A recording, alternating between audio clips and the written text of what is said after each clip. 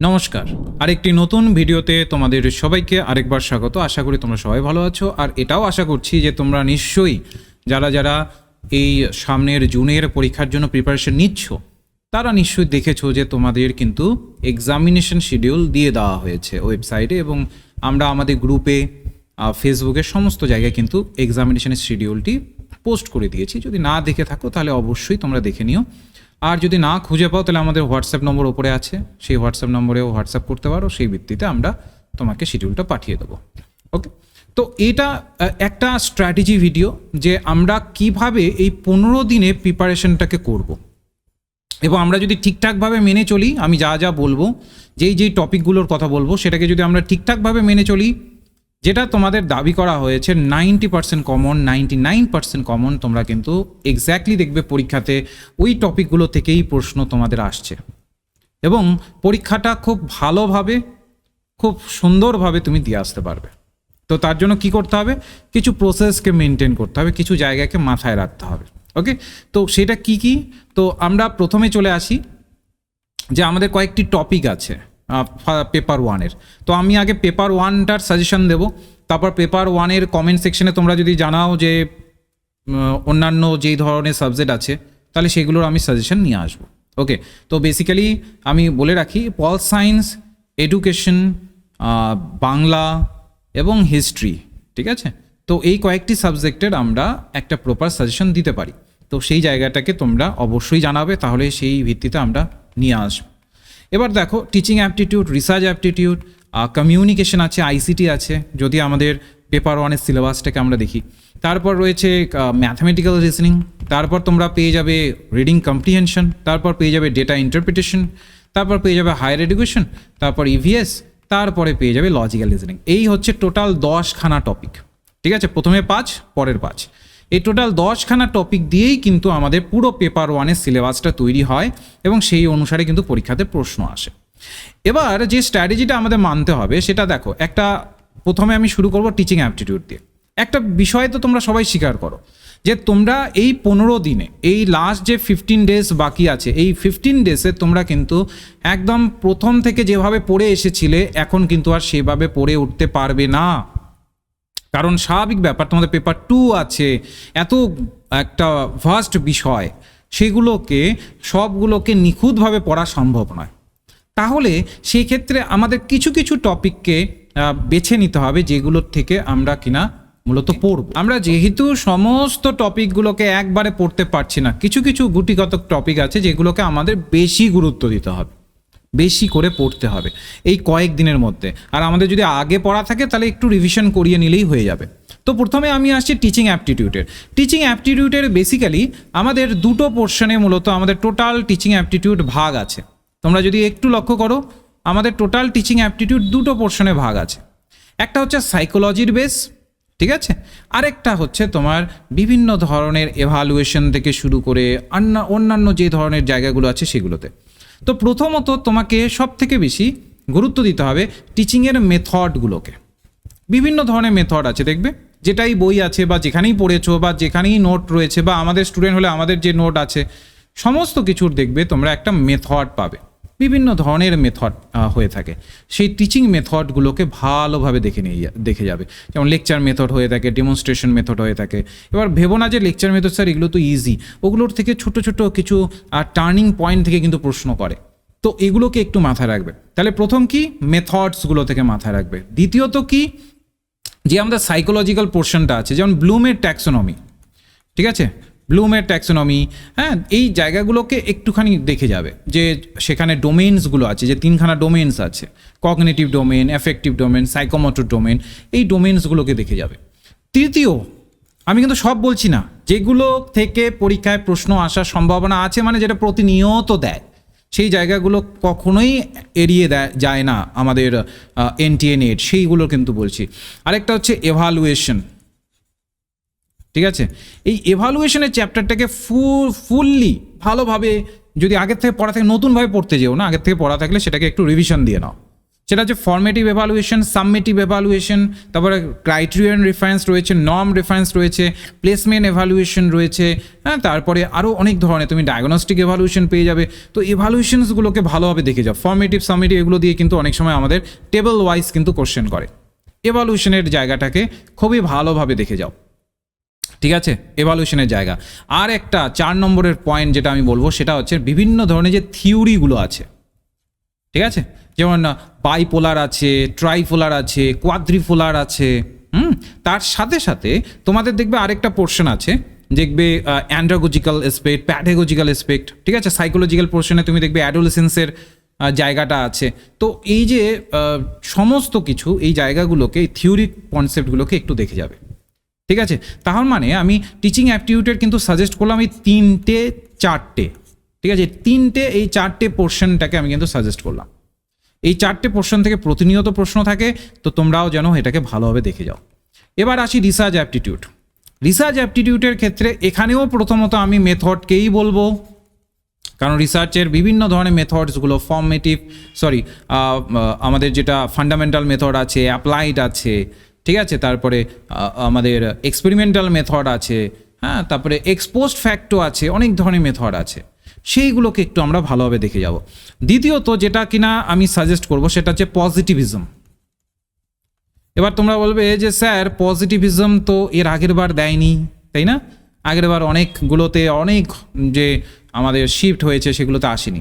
তো এবার যেহেতু দুটো শিফট হচ্ছে, তো সেই জায়গাতে পজিটিভিজমের কিন্তু একটা বৃহৎ আসার সম্ভাবনা আছে, কারণ এবার কোশ্চেন কিন্তু কম। আগে কি হয়, যতগুলো সাবজেক্ট ততগুলো কোশ্চেন হতো, এবার কিন্তু কোশ্চেন মূলত দুটোই হবে, কোশ্চেনের সেট মূলত দুটোই হবে, দুটো শিফটের জন্য। তো অবশ্যই পজিটিভিজমটাকে ভালোভাবে নিখুঁতভাবে দেখে যাবে। আরেকটি আমি একদম তোমাদের ভেরি ইম্পর্টেন্ট বলবো, সেটা হচ্ছে তোমাদের এথিক্স। রিসার্চের যে রিসার্চের এথিক্সটাকে কোনো মতেই বাদ দেবে না। রিসার্চের যে এথিক্সের পোর্শনটা আছে এবার খুবই ইম্পর্টেন্ট রিসার্চের এথিক্স, কারণ এবার কোশ্চেন সংখ্যা খুবই কম হবে। মানে কোশ্চেনের সংখ্যা বলতে আমি শিফটের সংখ্যা বলছি, শিফট দুটো হচ্ছে, কোশ্চেন কমে আসছে, এথিক্স থেকে কিন্তু হিউজ পরিমাণ তোমাকে একটা প্রশ্ন এখান থেকে আসতে পারে। আর হচ্ছে স্টেপসগুলো, এবার স্টেপসের মধ্যেই পড়ে যাচ্ছে তোমার বিভিন্ন ধরনের আমাদের প্রক্রিয়াগুলো চলে আসছে, যেমন হচ্ছে রিসার্চের ডিজাইন, হ্যাঁ, তারপরে আমাদের পপুলেশন থেকে স্যাম্পল, ওকে, তারপর হচ্ছে এররগুলো, টাইপ 1 এরর, টাইপ 2 এরর, তারপর আমাদের হাইপোথিসিস, এই পোর্শনটাকে কোনো সময়ের জন্য ছেড়ে যাবে না, স্যাম্পল, এররস, হাইপোথিসিস। আর এথিক্সটা কিন্তু এবারের খুবই ইম্পর্টেন্ট। দেখবে আমি তোমাদের বলে রাখছি, এথিক্স থেকে এবার প্রশ্ন আসবে, যেই শিফটেই হোক, যে কোনো শিফটে, যে দুটো শিফটে হচ্ছে, দেখবে এথিক্স থেকে তোমাকে বরাবর প্রশ্ন দেবেই দেবে। এবার তাহলে কি বললাম এখানে, মেথড দেখে যাবে, অনেক কিন্তু টপিক আছে, ঠিক আছে। আরেকটা টপিক আছে, সেটা হচ্ছে ভ্যারিয়েবল, ঠিক আছে, আমি এখানে লিখে রেখেছি যেন কোনোটাই আমার বাদ পড়ে না যায়। ভ্যারিয়েবলটাকে কিন্তু তোমাদের একটু দেখে যেতে হবে। বিভিন্ন ধরনের ইন্ডিপেন্ডেন্ট ডিপেন্ডেন্ট তো আছি, তার সাথে সাথে পলিকোটোমাস, ডাইকোটোমাস, তারপরে discrete variable, continuous variable, passive variable, active variable, এই ভেরিয়েবলসগুলোকে কিন্তু একটু ভালোভাবে নিখুঁতভাবে দেখে যাবে, যেন উদাহরণ দিয়ে প্রশ্ন আসলে যেন তুমি সহজে ক্যাচ করতে পারো, ওকে। আর এথিক্সের মধ্যে যেমন ইন্ট্রাপোলার, এক্সট্রাপোলার, হ্যাঁ, তারপরে এই ধরনের সমস্ত যে আছে, তারপরে প্লাগিয়ারিজম, হ্যাঁ, তারপরে ডুপ্লিকেট পাবলিকেশন, এই ধরনের ছোট ছোট জায়গা থেকে কিন্তু প্রশ্ন আসতে পারে, ঠিক।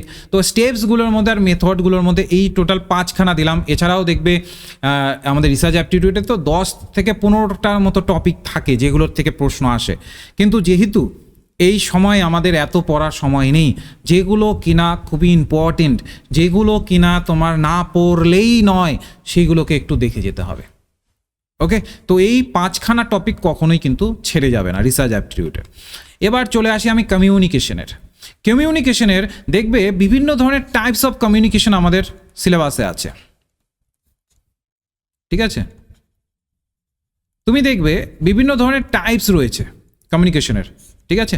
দেখবে গ্রুপ ওয়াইজ কিছু টাইপস রয়েছে, পারপাস ওয়াইজ কিছু টাইপস রয়েছে, তারপর হচ্ছে নেটওয়ার্ক ওয়াইজ কিছু টাইপস রয়েছে, অনেক ধরনের, প্রায় টাইপসের ধরন তুমি প্রায় 10 রকম পেয়ে যাবে।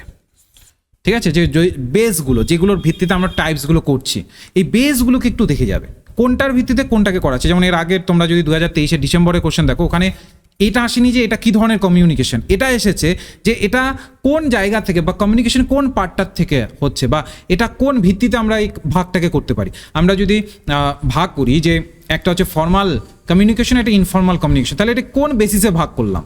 আমরা যদি ভাগ করি হরাইজন্টাল কমিউনিকেশন আর হচ্ছে আমাদের ল্যাটারাল কমিউনিকেশন, ঠিক আছে।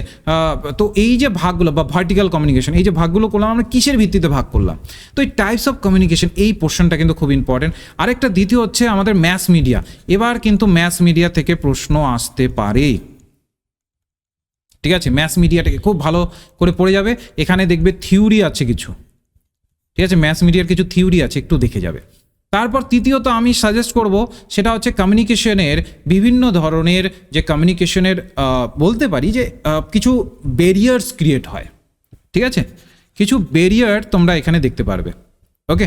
তো এই ব্যারিয়ারগুলোকে, এই যে বাধাগুলোকে বা ব্যারিয়ারগুলোকে, এইগুলোকে কিন্তু এই পোর্শনে তোমাকে দেখতে হবে, ওকে। তো এই ব্যারিয়ারগুলোকে যদি একটু ভালোভাবে দেখো, বা এই বাধা প্রাপ্ততা, তারপর এগুলোকে ব্যারিয়ারগুলোকে কীভাবে সলভ করব, ঠিক আছে। তো এই পোর্শনটাকে কিন্তু, এই 3 নম্বর পোর্শনটাকে কিন্তু আমাদের দেখতে হবে। তাহলে কি মাথায় রাখো, যদি ব্যারিয়ারে মাথায় না থাকে তো বাধা মাথায় রাখো, বাধা, ওকে। তো এই জায়গাগুলোকে একটু আমাদের দেখতে হবে 3 নম্বরে। 4 নম্বরে আরেকটা থাকে কমিউনিকেশনের হচ্ছে বিভিন্ন ধরনের প্রসেসগুলো, কমিউনিকেশনের প্রসেসগুলো দেখবে অ্যাসিনক্রোনাস হয়, সিনক্রোনাস হয়, হ্যাঁ। তো এই কী ধরনের প্রসেসে হচ্ছে সেই জায়গাটাকে দেখতে হবে। কমিউনিকেশন এই 4টার থেকেই কমন পাওয়া যায়, এই 4টা একটু ভালোভাবে দেখবে। আরও অনেক আছে, তোমরা যদি কমিউনিকেশনের পার্ট দেখো অনেক আছে, কিন্তু এই 4টা আমি মনে করি এই 4টাই খুবই ইম্পর্টেন্ট। আইসিটি থেকে তোমাদের সব থেকে বেশি গুরুত্ব দিতে হবে এবারের জন্য সব থেকে বেশি তোমাকে গুরুত্ব দিতে হবে সেটা হচ্ছে জেনারেশন, ঠিক আছে। জেনারেশন থেকে দেখবে এবার প্রশ্ন থাকবে। দ্বিতীয়ত তোমাকে গুরুত্ব দিতে হবে আইসিটি থেকে, সেটা হচ্ছে বিভিন্ন ফুল ফর্মসগুলো, যেটা প্রত্যেকবারই থাকে, এটা নতুন কিছু নয়। ফুল ফর্মগুলোর উপরে গুরুত্ব দিতে হবে। আর আইসিটি একদিনে পড়া সম্ভব নয়, এটা দীর্ঘদিন ধরে পড়তে হবে। এখান থেকে রীতিমতো কমন পাওয়া যায়, একদম হুবাহু কমন পেয়ে যাবে, ঠিক আছে। ফুল ফর্মসগুলো তোমাকে সফটওয়্যার রিলেটেড একটু মাথায় রাখতে হবে, বিভিন্ন ধরনের software, application software, system software, utility software, সেগুলো একটু ভালোভাবে পড়তে হবে। তারপর হচ্ছে ইমেলের সেকশনটাকে একটু ভালোভাবে পড়তে হবে, ইমেলের সেকশনটাকে তোমাকে একটু ভালোভাবে পড়তে হবে। তারপরে 5th নম্বরে তোমাকে আরেকটা সেকশন একটু ভালোভাবে পড়তে হবে, সেটা হচ্ছে নেটওয়ার্ক। এছাড়া আরও অনেক সেকশন আছে আইসিটির, কিন্তু এই 5টা সেকশন যদি তুমি পড়ো, আমার মনে হয় না যে তোমার কোশ্চেন কোনো কারণে বাদ পড়ে যাবে। নেটওয়ার্কের মধ্যে অনেক কিছু ভাগ আসে, তার মধ্যে তোমরা চেষ্টা করবো যে ল্যান্ড ম্যান ক্যান যেটা আছে ওই নেটওয়ার্ক। তারপরে ইন্টারনেটের কিছু ভাগ আছে, প্রাইভেট নেটওয়ার্ক, পাবলিক নেটওয়ার্ক, যেমন হচ্ছে আমাদের ইন্টারনেট, তারপরে ইন্ট্রানেট, এক্সট্রানেট, এগুলো হচ্ছে private network, VPN, virtual private network, এই ধরনের নেটওয়ার্কগুলোকে একটু ভালোভাবে পড়বে। আর কম্পোনেন্টগুলো, নেটওয়ার্কের যে কম্পোনেন্টগুলো থাকে, হ্যাঁ, যেগুলোর দ্বারা একটা নেটওয়ার্ক তৈরি হয়, মূলত সফটওয়্যার হার্ডওয়্যারের মধ্যে পড়ছে, সেগুলোকে একটু ভালোভাবে দেখতে হবে, ঠিক আছে। এটা গেল আইসিটির যে সেকশনটা। এবার তোমাদের আমি বলবো ম্যাথমেটিক্যাল রিজনিং। তো এটা তো বলার কিছু নেই, নম্বর সিরিজ অবশ্যই, তারপর লেটার সিরিজ, তারপরে নম্বর সিরিজ আসছে, লেটার সিরিজ, কোডিং, তারপরে ব্লাড রিলেশন। এটাতে কিছু ছাড়ার মানে জায়গা নেই, ঠিক আছে, কারণ আমি এটাতে ছাড়তে পারবো না, কারণ এটাতে যে সব কিছুই দিয়ে দেয়, ঠিক আছে। ব্লাড রিলেশন, তারপরে সিটিং অ্যারেঞ্জমেন্টটা একটু মাঝে মাঝে দিচ্ছে, ঠিক আছে। তারপরে তোমাকে আরেকটা পোর্শন একটু দেখে যেতে হবে, সেটা হচ্ছে ম্যাথমেটিক্যাল অ্যাপটিটিউড, যদি বা ওখান থেকে 1 থেকে 2টোই আসে, তো ওটা একটু অ্যাপটিটিউডটাকে তোমাকে একটু দেখতে হবে, ঠিক আছে। তো এই হচ্ছে 6খানা পোর্শন ম্যাথমেটিক্যাল রিজনিংয়ের, ওকে। এরপরে রিডিং কম্প্রিহেনশনের তো বোঝানোর কিছু নেই, রিডিং কম্প্রিহেনশনের তোমার পুরোটাকে কোনো পড়ে যাওয়ার কিছু নেই, ওখানে অন দ্য স্পট তোমাকে দেওয়া হবে এবং তোমাকে অন দ্য স্পট সেখানে খুঁজে খুঁজে করতে হবে। এবার রিডিং কম্প্রিহেনশনকে কিভাবে করলে বেটার করা যায় তার জন্য আমি অলরেডি আগে একটা ভিডিও বানিয়েছি।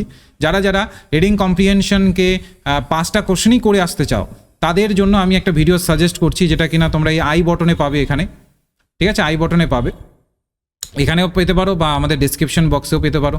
তো সেখানে আই বটনে গিয়ে তোমরা যদি টাচ করে দেখো, তাহলে দেখবে রিডিং কম্প্রিহেনশন থেকে কিভাবে কোশ্চেন সলভ করা যায়, কিভাবে সেখান থেকে বেটার নম্বর তোলা যায়, তার জন্য পুরো একটা আমি কম্প্রিহেনশন নিয়ে সেটাকে বুঝিয়ে কিন্তু দিয়েছি, ঠিক আছে, পুরোনো ভিডিও কিন্তু এফেক্টিভ ভিডিও। তো রিডিং কম্প্রিহেনশনের ব্যাপারে তোমরা সেটাকে দেখতে পারো। ডেটা ইন্টারপ্রিটেশনের ক্ষেত্রে খুবই ইম্পর্টেন্ট পার্সেন্টেজ। ডেটা ইন্টারপ্রিটেশনের পার্সেন্টেজের নিয়মগুলোকে খুব ভালোভাবে দেখে যাও।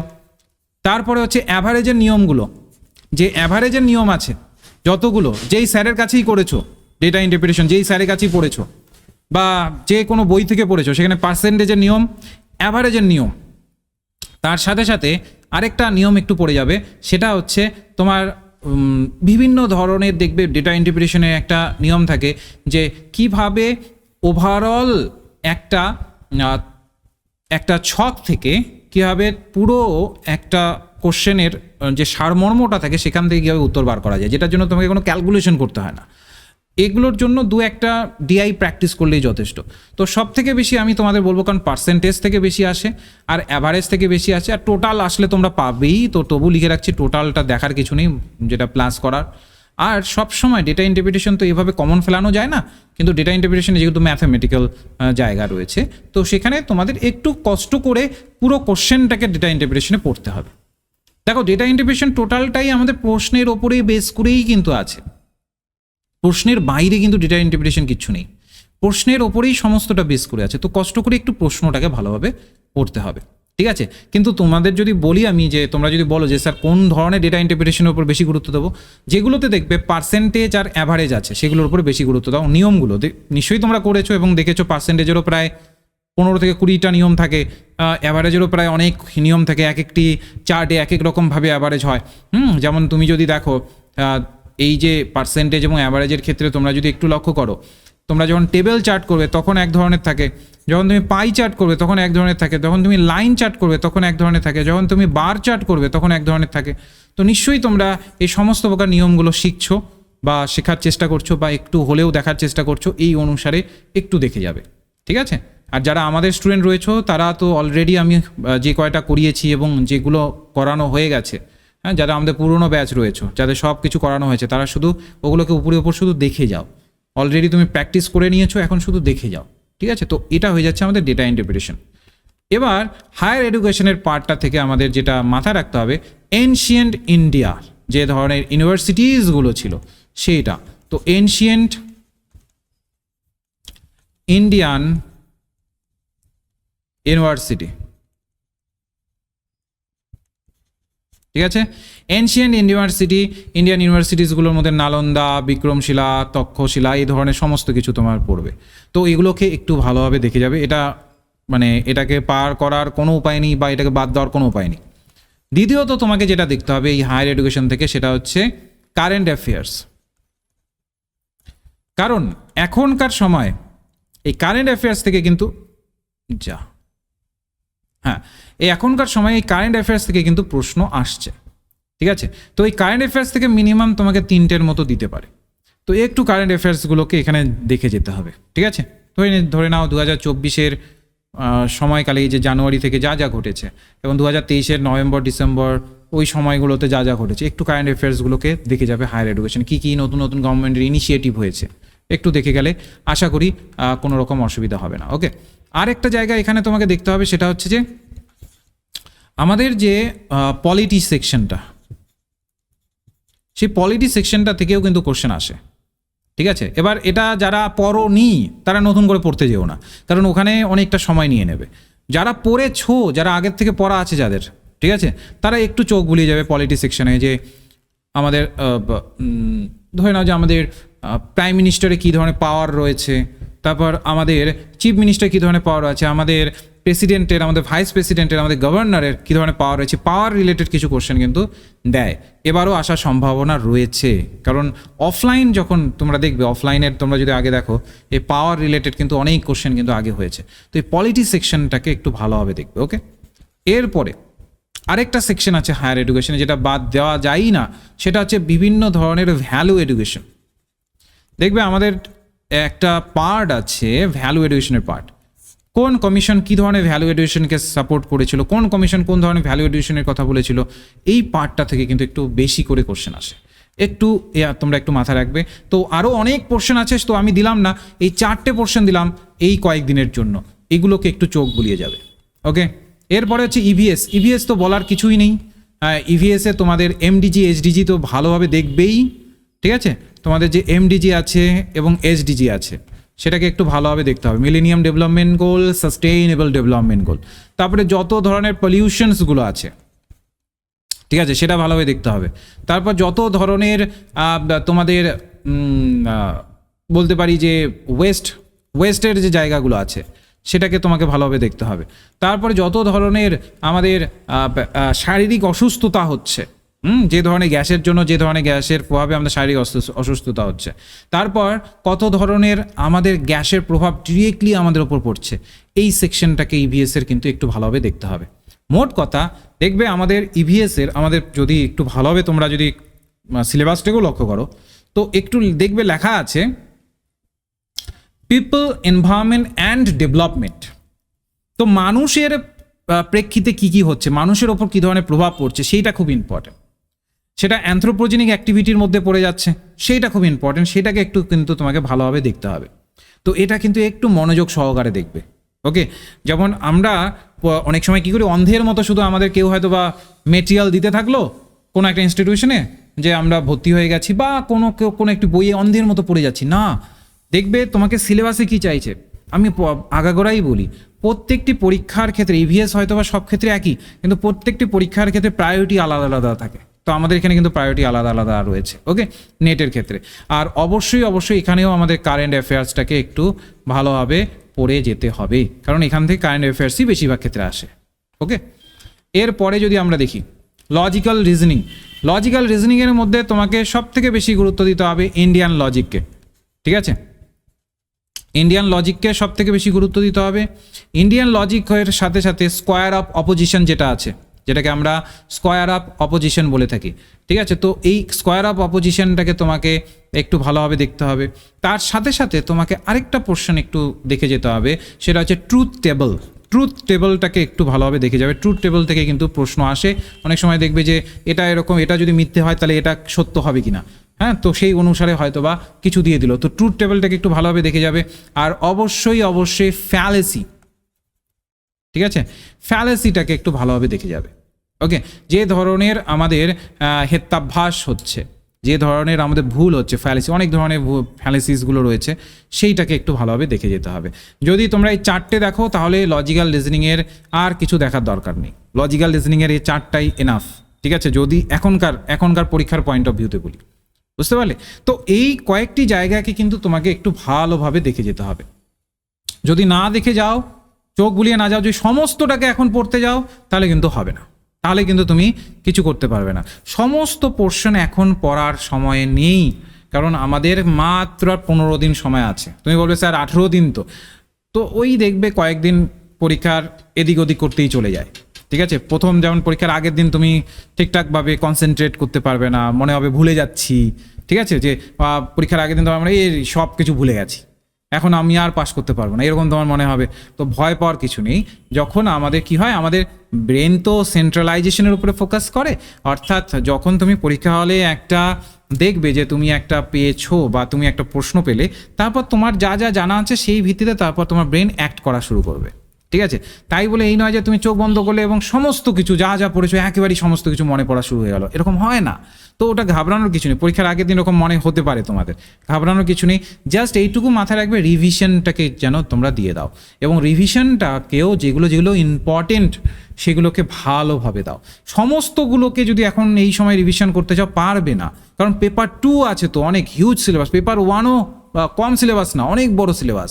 তো তোমাকে যে আগের থেকেই পড়তে হবে। ওর জন্য দেখো না, আমি বারবার ক্লাসেও বলি, যারা আমার কাছে পড়েছো তাদেরকেও বলি, এবং ইউটিউবে যখন ক্লাস নিই সেই ক্ষেত্রেও আমি বলি যে ওই পরীক্ষার আগে আমি পড়ছি ওটা করলে কিন্তু হবে না, আগের থেকে পড়ে যেতে হবে। কারণ পরীক্ষার আগে তুমি মেইন পয়েন্টগুলোকেই পড়ার সময় পাবে। যাবতীয় যা সমস্ত কিছু পড়েছো সেটা কিন্তু পরীক্ষার মুহূর্তের মধ্যে সমস্ত কিছুকে রিভিশন দিতে পারবে না, কারণ সময় পাবে না, তো তাই তো। তো ওর জন্য এই একটা সাজেশন আমি দিলাম, যেগুলোকে তোমরা একটুখানি, তোমরা যদি চাও তাহলে ফলো করতে পারো। আশা করি ফলো করলে খুব একটা বেশি তোমাদের প্রবলেম হবে না, কারণ এইগুলোর থেকেই তোমার পরীক্ষায় প্রশ্ন আসবে। আর আমি যেই পোর্শনগুলো সব থেকে বেশি, দেখো কিছু পোর্শন আছে যেখান থেকে সাজেশন দেওয়া যায় না, যেমন ম্যাথ থেকে তোমাকে আমি কী সাজেশন দেবো, ডিআই থেকে কী সাজেশন দেবো, তবুও যেন তোমাদের কোশ্চেন না নষ্ট হয়ে যায়। ওর জন্য তবু বললাম যে পার্সেন্টেজ এবং অ্যাভারেজের নিয়মগুলোকে দেখে যাও, যা আগের থেকে খাতায় লেখা আছে নিয়ম সমস্তগুলোকে দেখে যাও, ঠিক আছে। যেমন যেই সাজেশনসগুলো সব থেকে বেশি এফেক্টিভ হয় সেটা হচ্ছে teaching aptitude, research aptitude, communication, ICT, higher education, EVS, ঠিক আছে, হায়ার এডুকেশন, ইভিএস, এগুলোতে বেসিক্যালি লজিক্যাল রিজনিং, এগুলোতে সাজেশন বেশি কাজ করে। বাকি যে 3খানা অন্য চ্যাপ্টার আছে, যেমন তোমার mathematical reasoning, logical reasoning, reading combination, এগুলোতে স্বাভাবিক, এগুলোতে আমাদের সাজেশন কাজে দেবে না, ঠিক আছে, কারণ তোমরাও বোঝো এটা ম্যাথকে আমি কিভাবে সাজেশন দেবো, তাই না? তো এই জায়গাগুলো একটুখানি মাথায় রাখতে হবে, যে কয়টা আজকে আমি বললাম। ওকে, এবার যদি ক্লাসটি ভালো লাগলো বা যদি সাজেশনটি ভালো লাগলো, যদি কনসেন্ট্রেট করতে এখন একটু তোমার সুবিধা হবে, অবশ্যই লাইক করে দাও। আর যদি তোমার মনে হয় যে এই ধরনের সাবজেক্ট পেপারেও স্যার সাজেশন দিলে সুবিধে হতো, তাহলে অবশ্যই কমেন্ট সেকশনে জানাও তোমার সাবজেক্টটা, যেটা আমার এক্সপার্টিস আছে, যেই সাবজেক্টটা সম্পর্কে আমি জানি, সেটার জন্য তোমাদের আমি সাজেশন নিয়ে আসবো 2-1-এর মধ্যে। যেমন কালকেই বলেছিলাম আজকে সাজেশন নিয়ে আসলাম, তেমনি যদি আজকে তোমরা লেখো তো কালকের মধ্যেই দেখবে সাবজেক্টেরও তোমরা সাজেশন পেয়ে যাবে। অবশ্যই লিখে জানাবে, যেই সাবজেক্টের কমেন্ট বেশি হবে সেই সাবজেক্টের আমরা সাজেশন নিয়ে আসবো। আর অবশ্যই এটা লাইক করে দেবে। আর যারা ভয় পাচ্ছে, যারা এই পেপার 1-এর সিলেবাসকে দেখে ভয় পাচ্ছে, তাদের কাছেও এই ভিডিওটা শেয়ার করে দাও, যে এত বড় সিলেবাস হলেও কনসেন্ট্রেট করতে হবে কোন কোন জায়গাতে, কোন কোন বিষয়ের ওপরে, সেইগুলোর ওপরেই কনসেন্ট্রেশনটা হওয়া উচিত। ওকে, আর সবার শেষে একটা তোমাদের ছোট্ট একটা ক্যালকুলেশন করে বলে দিই। অনেকেই তোমরা ভাবো যে স্যার আমি তো ডিআই পারি না, আমি তো ম্যাথ পারি না, তাহলে আমি তো নেট কোয়ালিফাই করতে পারবো না। তো তোমাদের একটু ছোট্ট একটা ক্যালকুলেশন করে বলে দিই আমি। দেখো, টিচিং অ্যাপটিটিউডে যদি তোমার 5টা কোশ্চেন থাকে, বা মোটামুটি 7 থেকে 8টা এখনকার দিনে দেয়, যেহেতু এটা এখনকার দিনে অফলাইন করছে, তো হতে পারে 5টা দিতে পারে, তো 5টার মধ্যে নিশ্চয়ই তুমি 4টা পারবে মিনিমাম। তোমার অবশ্যই তুমি পড়ে যাচ্ছ, না হলে তো হবে না। যদি পড়ে যাও 5টার মধ্যে মিনিমাম 4টা করে আনতে পারবে। রিসার্চ অ্যাপটিটিউডে 5টা কোশ্চেন ধরে নাও দিল, তার মধ্যে মিনিমাম 4টা করে আসা দরকার, কারণ রিসার্চ আমাদের out of the context question আসে না, যেটা তোমার সিলেবাসে আছে ওখান থেকে কোশ্চেন আসে। Communication out of the context আসে না, 4টা তো মিনিমাম করা দরকার, 5টাই হয়ে যায়, তবু ধরে নিচ্ছি 4টা। রিডিং কম্প্রিহেনশন যেটা থাকবে, সেখান থেকে মিনিমাম তুমি ধরে নিচ্ছি একটা ভুল হয়ে গেল, 4টা তো মিনিমাম করে আনতে পারবে। আইসিটি থেকে 5টার 5টাই করা যায়, তবু ধরে নিচ্ছি যে তুমি 4টা করলে, ঠিক আছে। আইসিটি থেকে 5টার 5টাই হয়ে যায়, তবু ধরে নিচ্ছি তুমি 4টা করলে, ঠিক আছে। হায়ার এডুকেশন থেকে যদি যে বিষয়গুলোকে ফলো করতে বললাম, ওগুলো যদি ঠিকঠাকভাবে ফলো করো, ইজিলি তুমি এখান থেকে 4টা কোশ্চেন করে আসতে পারবে। ডিআই এর ক্ষেত্রে ধরে নিচ্ছি তোমার ভয়, ডিআইএ তুমি পারো না, ধরে নিচ্ছি তুমি 2টো শুধু করতে পারলে ওখান থেকে, ঠিক, তার বেশি করতে পারলে না। ধরে নিচ্ছি ম্যাথমেটিক্যাল রিজনিংয়ে তোমার খুব ভয়, তুমি ওখানে পারোই না, ধরে নিচ্ছি তুমি শুধু 2টো করতে পারলে ওখানে, ঠিক আছে, বুঝতে পারছো তো আমি কিভাবে কাউন্টিংটা করছি। এবার ধরে নিচ্ছি লজিক্যাল রিজনিং তোমার খুব ভয়, হ্যাঁ, তুমি জাস্ট কয়েকটা পোর্শন পড়েছো, 3টা তো মিনিমাম ঠিক করতে পারবে, 3টা তো পারবে, তাই না? মিনিমাম 3টা তো পারবে ওখান থেকে ঠিক করতে। বেশ, তারপরে আর কি থাকলো আমাদের? Teaching aptitude, research aptitude, reading comprehension, ICT, হ্যাঁ, হায়ার এডুকেশন, ইভিএস থেকে মিনিমাম এখানে যেগুলো ইভিএস এর থাকে আমরা ছোটবেলা থেকেই পড়ে আসছি, 5টাই ঠিক করা যায়, তবু ধরে নিচ্ছি 4টা। এবার তুমি যদি এগুলোকে দেখো, এগুলো যদি একটু ভালোভাবে দেখো, 1 2 3 4 5 6, হ্যাঁ, 7, 28টা তো এখানেই হয়ে গেল। 4 সাথে 28, এখানে হয়ে যাচ্ছে আমাদের 30, 31, 32, 33, 34, 35, 30, 35, 35-এর কাছাকাছি নিয়ে আসলেই এনাফ নেটের ক্ষেত্রে, ঠিক আছে। নেটের ক্ষেত্রে 35-এর কাছাকাছি যদি তুমি আনতে পারো, এনাফ, ঠিক আছে। কারণ নেটের ক্ষেত্রে কোশ্চেন একটু হলেও তুলনামূলক মডারেট হয়, সোজাও হবে না, কঠিনও হবে না, মডারেট হবে। এবং সেই মডারেট কোশ্চেনকে যদি আমরা দেখি, তাহলে খুব সুন্দরভাবে কিন্তু আমরা সেটাকে বুঝতে পারি। কারণ যখন অতিরিক্ত কঠিন হয়ে যায় তখন একটু বুঝতে অসুবিধা, সোজা হয়ে গেলে সেখানেও অনেক সময় ভুল বেশি হয়, মডারেট কোশ্চেনে কিন্তু ভুল তুলনামূলকভাবে কম হয়। আর এবার যতদূর মনে হচ্ছে মডারেট কোশ্চেন খুব ভালো দেবে আর কি, কারণ দুটোই শিফট হচ্ছে, শিফটের ঝামেলা নেই, কোশ্চেন তৈরি করার বেশি ঝামেলা নেই, তো সেই ক্ষেত্রে মডারেট কোশ্চেনই থাকবে। তো সেইখানে তুমি যদি 35টা ঠিক করতে পারো, 40 টার্গেট রাখবে, 35টা যদি ঠিক করতে পারো, তাহলে এনাফ। এবং তারপরেও যদি তোমার টিচিং অ্যাপটিউডে একটা বেড়ে গেল, রিসার্চ অ্যাপটিউডে খুব ভালোভাবে পড়েছো, একটা বেড়ে গেল, রিসার্চের ক্ষেত্রে, রিডিংয়ের ক্ষেত্রে একটা বেড়ে গেল, ঠিক আছে, দেখা গেল আইসিটি ক্ষেত্রেও একটা বেড়ে গেল, তারপরে কমিউনিকেশনের ক্ষেত্রে একটা বেড়ে গেল, তাহলে তো তোমার 40+ হয়ে যাচ্ছে, তাই না? 40+ হয়ে যাচ্ছে। তো এইটুকুকে যদি একটু ভালোভাবে পড়তে হবে। এবার ধরে নাও তুমি ম্যাথের আর ডিআই এর ক্ষেত্রে তুমি খুব কম পারো, তো তোমার কাছে তো আরও অনেক অপশন আছে। ডিআই আর ম্যাথে শুধু দুটো পোর্শনের মধ্যে 10টা কোশ্চেন আসবে, 10টার মধ্যে কি তুমি 4টা করতে পারবে না? এমনি তো এই ধরে নাও নেগেটিভ মার্কিং নেই, এমনি তো শুধু দাগ দিয়ে দিলেও 4টা হয়ে যায়, ঠিক আছে? তো সেই ক্ষেত্রে ওখান থেকেও থাকছে, কিন্তু যেগুলো তুমি পড়তে পারো, যেগুলো ভালোভাবে পড়তে পারো, যেগুলো ভালোভাবে তোমার করার মতো ক্যাপাবিলিটি আছে, এবার সেগুলোতে তুমি যদি খামখেয়ালি করো তাহলে তো কারোর কিছু করার নেই, তাই না? তো সেগুলোকে যদি তুমি একটু ভালোভাবে পড়ো, আশা করি তোমার 35+ বা 40-র কাছাকাছি কিন্তু তোমার স্কোর, মানে 40-র কাছাকাছি কোশ্চেন ঠিক করার কথা বলছি, 40টা কোশ্চেন ঠিক করার কথা বলছি। তো ইন্টু 2 করো, 4 2 8 80 স্কোর হয়ে যাচ্ছে। 35 যখন বললাম ওটা 35টা কোশ্চেনের কথা বললাম, ইন্টু 2 করো, ঠিক আছে? তো এইভাবে এই ধরনের স্কোর কিন্তু করা যায় খুব সহজেই, যদি স্ট্র্যাটেজিক্যালি যদি আমরা একটুখানি পড়াশুনো করি। আর নিশ্চয়ই ওটা এই 15 দিনে সম্ভব নয়। 15 দিনে আমরা জাস্ট একটু, আমরা আগে যা পড়াশুনো করেছি এটাকে জাস্ট একটু আমরা আওড়াতে পারবো, ঠিক আছে? ওই যে গরু যেমন জবর কাটে না রাত্রিবেলায়, দিনে যা যা খেয়ে ফেলে, তারপর রাত্রিবেলায় এসে জবর কাটে ওগুলোকে, তেমনি তোমাকে এখানে জবর কাটতে হবে, ঠিক আছে? তুমি এই যে বিগত 8-9 মাস 10 মাস যা পড়েছো সেটা এখানে এসে তোমাকে জবর কাটতে হবে। এবং এটাকে যদি ঠিকঠাকভাবে করতে পারো, আমি কথা দিচ্ছি তুমি দেখবে পেপার 1-এ যথেষ্ট মার্কস নিয়ে আসবে। আর তোমরা জানো পেপার 1-এ একটা নির্দিষ্ট পয়েন্টের পরে আর মার্কস আমরা আনতে পারি না, তো তখন আমাদের নিজেদেরকে পুশ করতে পেপার 1 কাজে লাগে, ঠিক আছে, পাস করার জন্য। যারা প্রথম পরীক্ষা দিচ্ছ তারা নিশ্চয়ই ফেস করবে জায়গাগুলোকে, হ্যাঁ, তারপর তারা বুঝতে পারবে, আমার কথার সাথে মিলিয়ে নিতে পারবে।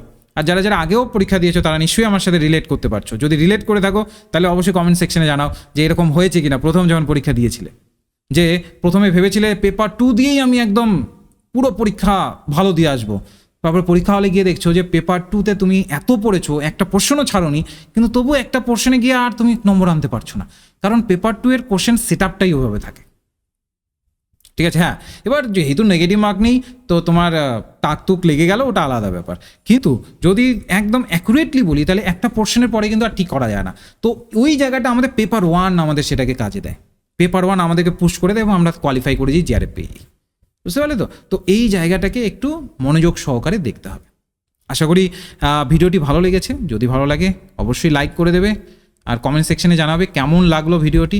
নেক্সট কোন সাবজেক্টের তোমরা কোন পোর্শনগুলোকে জানতে চাইছো, যে এই পোর্শনসগুলোকে দিলে ভালো হয় বা এই পোর্শনসগুলো নিয়ে আলোচনা করলে ভালো হয়। যেমন ধরে নিচ্ছি যে তুমি বেঙ্গলি বা বাংলার যে পোর্শন আছে সেগুলো নিয়ে আলোচনা করাতে চাইছো, বা এডুকেশন নিয়ে, যেটা সাবজেক্টই তোমরা করাতে চাইছো, তোমরা কমেন্ট সেকশনে জানাবে। যে সাবজেক্টের মধ্যে বেশি ভোট আসবে আমি সেই সাবজেক্টেরই নিয়ে আসবো।